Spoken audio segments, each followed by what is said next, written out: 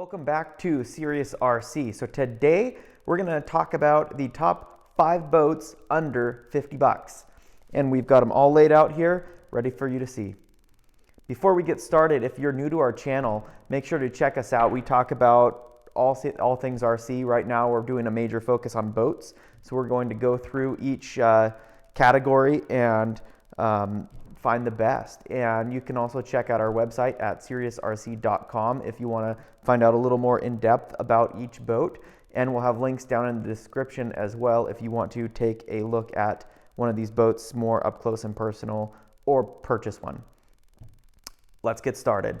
You may say, hey, there's only 4 boats here and we're talking about the top 5. Well, one of them did not make the cut. The Top Race TR800 just did not perform, so we're not even going to include that. It was highly rated on Amazon, but we found it was not fully proportional, and the battery life was just dismal, so there's no reason to even include it. For a couple bucks more, you could get this model, which is far more superior. So let's get started. We're gonna start on this side with the Joysway Magic V. And this little boat is about 10 inches. As you can see, it's comparable size. As far as a speed rating on this, this boat was too small to fit our GPS in. So kind of a ballpark, maybe 7 miles an hour. So it gets up on plane and goes pretty well, as you'll see from some of the clips. We like this boat. We've had this boat for a while. Comes with a 2.4 gigahertz radio and a battery. It's water cooling. It keeps most of the water out of the hull. We've got a little foam gasket there. We really enjoy this boat. It's fun to just keep in the car, bring down to the lake, let other people drive it.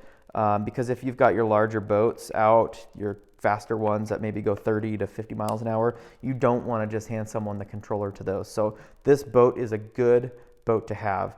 As far as battery life, it lasts maybe 5 minutes or so. It really depends on how you drive it. If you kind of drive around and putt and do a little scale drive, it'll last longer. But if you're just gunning it, jumping wakes, it'll last about 5 minutes.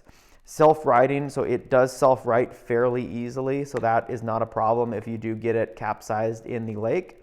Ease of use, very easy to use. You plug the battery in, there's not even an on-off switch, and you turn your transmitter on and you just go. The radio is not the best 2.4 gigahertz, but it is a 2.4 gigahertz radio. The Top Race that we looked at that we aren't putting on this list was only a I think it wasn't even 2.4. It had the big antenna you had to pull out, and it just was not great. Range on this thing, basically it's fairly small, so as far as you can see it, to see which direction you're actually going, range is not an issue. Turning on it, it does turn both directions fairly well. On some boats you'll find that they'll turn left a lot better than right just because of the way the prop is turning. And as far as keeping the water out of the hull, like I said, there's that foam gasket. And so we did not have trouble with tons of water. We take this behind our boat and just jump the wake, and it's been a great boat to have. So awesome boat for your arsenal, and it made our top 5 under 50. The next boat we're going to look at is it's by Cheerwing, and basically it's labeled Venom. There's not really model number or anything. This boat has a couple turn fins, just like all of our boats here, to make turning easier. It has an inline rudder. It's water cooled. It is a little bit bigger than our Joysway. So if you pull off the lid, there's a foam gasket on the lid. We've got a water cooled motor. We've got a servo that's replaceable. And it did come oiled from the factory. As you can see, there's oil or the grease in there. It's got a 2-blade prop. It has a water pickup down here. It has a safety feature, so if you're not in the water, you can't run the prop. So if you've got kids that you don't want them to hit their hit their fingers off, then this is a good safety mechanism to have. Battery on this, it included one battery. It's a 600 milliamp hour, 7.4 volt, and it ran this boat for about 5 to 7 minutes. And you'll find that's pretty standard with all these boats that we've got. The self-riding feature worked flawlessly. It just instantly turned over. So that's a great feature to have. If you're stuck out in the middle of the lake, it'll just flip over. You give it some gas and some reverse, and it'll flip back over. So as far as ease of use, you just plug the battery in and go. The radio is a nicer quality radio. It's got a little foam here. It's a 2.4 gigahertz as well. You've got throttle trim and steering trim. It takes 4 AA's on off. It's a good, I mean, probably it's the best quality radio out of all of these. Range wise, same with the other one. It's as far as you can actually see this to drive it and figure out what direction you're going. Turning on it is great. It's a little nose heavy, and I was going to look at that a little bit, but if you turn left, it'll turn so sharp it'll actually submarine down, which is pretty cool. And turning right was just as easy. But when we submarined it down several times, we've got maybe a couple drops of water in the hull. But other than that, it stayed pretty dry. Hatch goes on with a little clip, so it stays nice and secure. Shouldn't have a need for hatch tape on that. Next off, we're going to go with the Intey RC boat. It is fairly about the same size as the Cheerwing or Venom. It's got the same safety feature, so you can't hit your fingers. It's got a 2-blade prop. It's got the inline rudder. It's got turn fins. This one's a little bit different because it actually has a double hatch system for better watertight. Let's pull this off.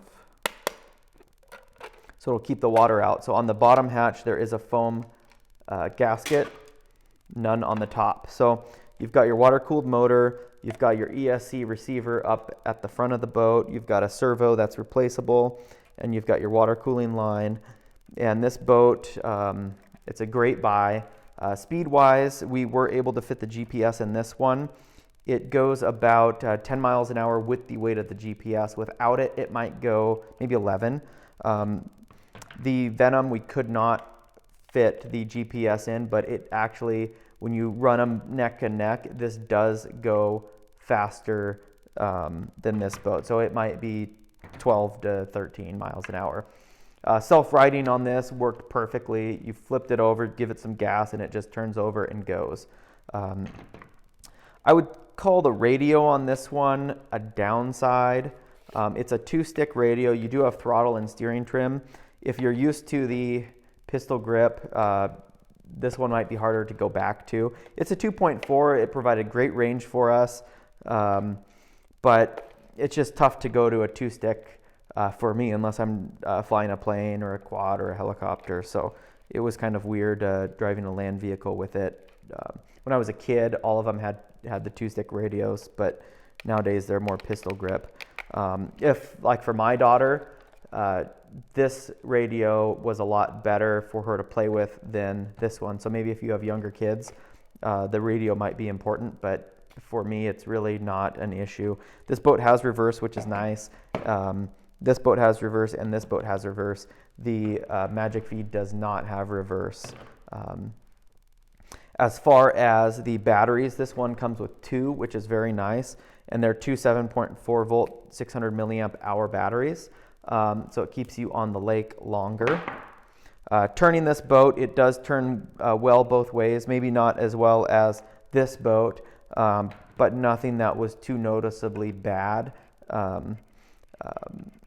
Waterproofability on this boat, with the dual hatch, we didn't get any water in this, and we threw it around, we played with it, we took it in reverse, backed it down, and did not find any issues with getting water in the hull. So it's a great little boat. We really enjoyed it.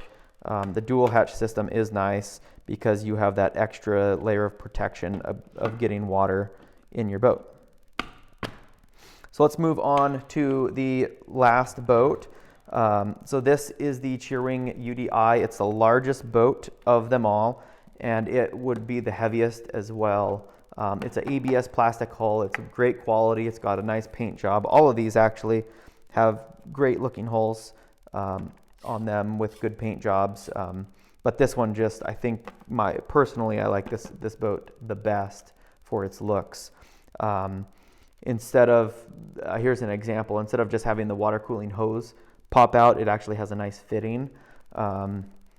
It's just a smooth lines. We've got the water cooling inlet here. This does have the safety feature again, so if it's not in the water, you can't hit the gas to nick your finger with the prop. It's got turn fins. It's got trim tabs, which are metal, so you can adjust those, which is a great feature. The rudder is not in line. It's an offset rudder, which is good to get it out of that prop wash. So let's open her up. So this boat does have the dual hatch system as well.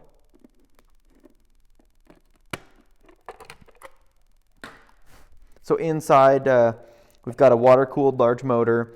We've got a replaceable servo, and actually you can just unplug right here. There's an extension on it. Your radio and receiver is up in here, your ESC.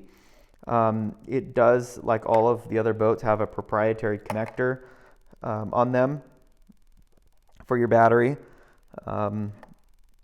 As far as inside the boat, that's about it. So speed on this thing, I was able to fit the GPS in. It went 12 miles an hour, which was good. Might go 13 miles an hour without the weight of the GPS because it does add some heft to it and mess with the weight distribution.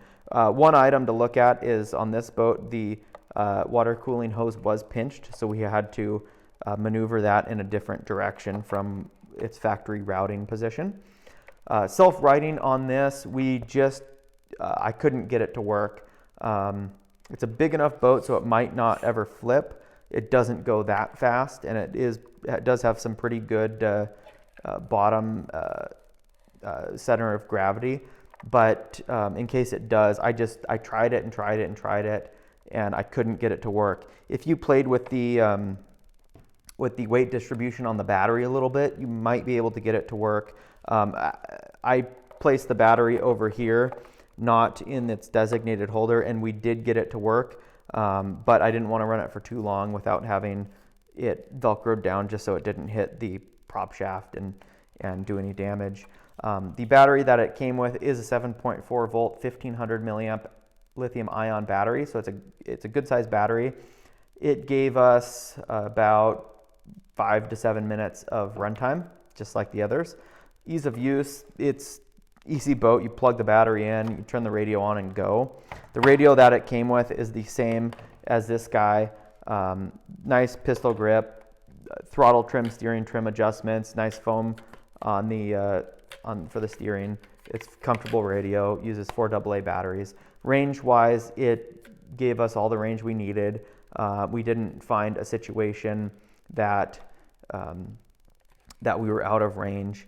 And actually, this boat, and this boat have range alarms. So if you are going out of range, it'll beep at you. So you make sure to turn around.